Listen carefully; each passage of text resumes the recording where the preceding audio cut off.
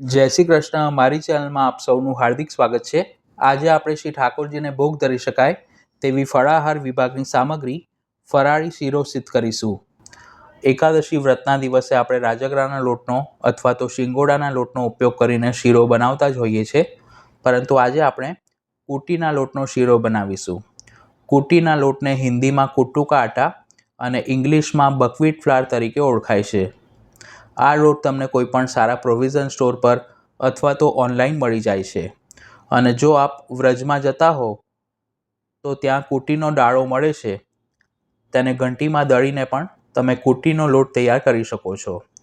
આ લોટનો ઉપયોગ કરીને અગાઉ આપણે ફરાળી ઢોકળા, ફરાળી દહીંવડા અને ફરાળી કઢી બનાવતા શીખ્યા હતા, જેની લિંક મેં વિડીયોના ડિસ્ક્રિપ્શન બોક્સમાં આપી છે. સૌ પ્રથમ એક પાત્રમાં 1 કપ એટલે કે 250 ml જળ લઈ તેને ધીમી આંચે 5 મિનિટ માટે ગરમ કરીશું. આ સામગ્રીની રીત વ્યંજન પ્રદીપ તથા રસેશ્વર રસાળ પુસ્તકમાં આપી છે. જલમાં સહેજ ઉભરો આવે ત્યાં સુધી તેને ગરમ કરવું જરૂરી છે. હવે બીજા ગેસ ઉપર એક જાડા તળિયાવાળી કઢાઈ મૂકી તેમાં 1/4 કપ એટલે કે 60 ml પીગાળેલું ઘી લઈ તેને ધીમી આંચ પર ગરમ કરીશું. ઘી હૂંફાળું ગરમ થાય એટલે તેમાં અડધો કપ કુટીનો લોટ પધરાવી તાવેથા વડે તેને ઘીની સાથે સરખી રીતે મિક્સ કરીશું અને લોટ સરખો શેકાય અને તે ફૂલીને હળવો બને ત્યાં સુધી સતત હલાવતા રહીશું. આ લોટને શેકવામાં આશરે 5 મિનિટ જેટલો સમય લાગે છે. જેટલું ઘી લીધું હોય તેનાથી બમણો લોટ લેવો અને લોટથી બમણું જળ લેવું. બધી જ સામગ્રીના માપ મેં નીચે ડિસ્ક્રિપ્શન બોક્સમાં આપ્યા છે. જેમ જેમ લોટ શેકાશે તેમ તેમાંથી બબલ્સ થતા દેખાશે.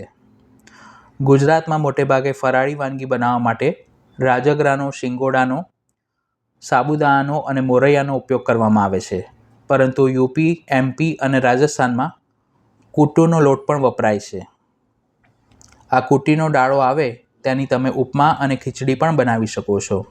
જલ ગરમ કરવા માટે મૂક્યું હતું, તે ઉકળવા લાગ્યું છે એટલે ગેસ બંધ કરી તેને ઢાંકીને મૂકી રાખીશું. લોટ શેકાવાની સુગંધ આવે એટલે તેમાં 1 ચમચી કિશમિશ પધરાવીશું.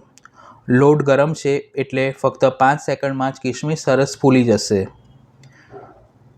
લોટને જરૂરિયાત કરતાં વધુ સમય માટે ન શેકવો, નહીંતર તે બળી જશે. આ સ્ટેજ પર આપણે ગેસ બંધ કરી દઈશું અને જે જલ ગરમ કરીને રાખ્યું છે તે થોડું થોડું કરીને બધું જ તેમાં પધરાવીશું. શીરો બનાવતી વખતે આ રીતની ઊંડી કઢાઈનો જ ઉપયોગ કરવો, જેથી જલના છાંટા બહાર ન ઉડે.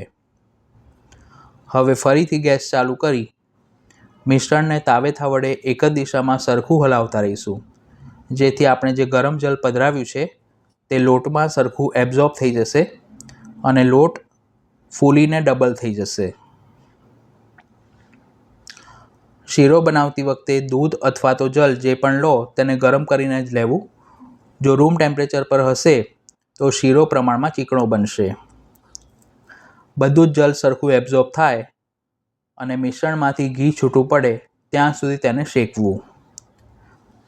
આ સ્ટેજ પર તેમાં મીઠાશ માટે 1/3 કપ ખાંડ પધરાવીશું અને મિક્સ કરી ખાંડ ઓગળે અને તેનું જલ બળે અને શીરામાંથી ઘી છૂટું પડે ત્યાં સુધી ધીમી આંચ પર લગભગ 5 મિનિટ માટે કૂક કરીશું.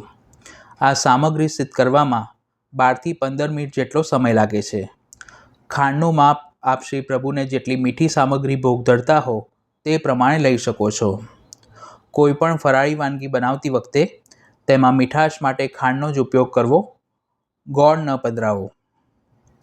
જો આપના ત્યાં આ કુટ્ટુનો લોટ ન મળતો હોય તો આ જ રીત પ્રમાણે રાજગરાના લોટનો કે શિંગોડાના લોટનો ઉપયોગ કરીને પણ શીરો બનાવી શકો છો. શીરો થઈ જવા આવે એટલે 1 ચમચી જેટલું ઘી પધરાવીશું, જેથી તેનું શાઇનિંગ ખૂબ સરસ આવશે. હવે શીરો કઢાઈમાંથી સેપરેટ થવા લાગે અને તેમાંથી ઘી છૂટું પડે એટલે તરત જ ગેસ બંધ કરી દઈશું.